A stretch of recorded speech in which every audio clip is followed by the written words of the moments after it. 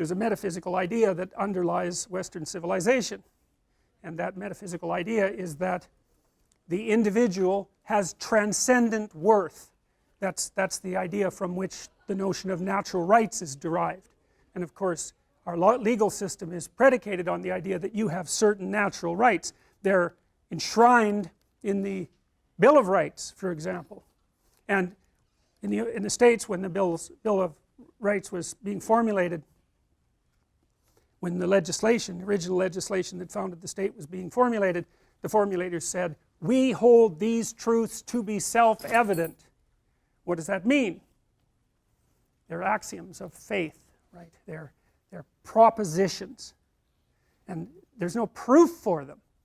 They're a mode of operation in the world. And so the hypothesis is something like, well, if I treat you like there's something about you that has transcendent value, implicit, intrinsic value, whatever that might be, and there are stories about that and we'll talk about that, and you do the same to me, and then we set up a body of laws that recognizes the sovereignty of the individual, so that the law itself has to act with respect towards every individual, even if that individual has done something reprehensible, which is very weird if you think about it, then our society will work better.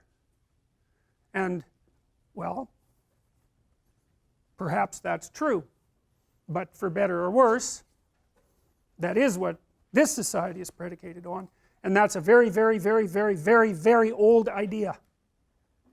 And it's an idea that people came to with great difficulty, because it was over thousands of years that people learned how to take their little tribal groups, which were always squabbling with one another, right, because they're human beings, they're very violent, and tribal groups are by no means civilized. There's no noble savage like the Europeans thought. If you study tribal groups in the world today, the death rate by violence is unbelievably high.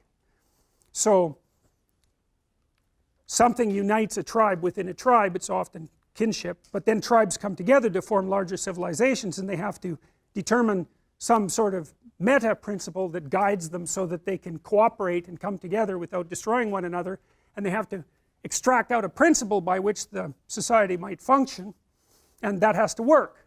And then as societies get bigger and bigger and bigger and bigger and bigger, they have to bring more and more of these diverse traditions together and extract out something from them that has power and functional utility, and that allows people to unite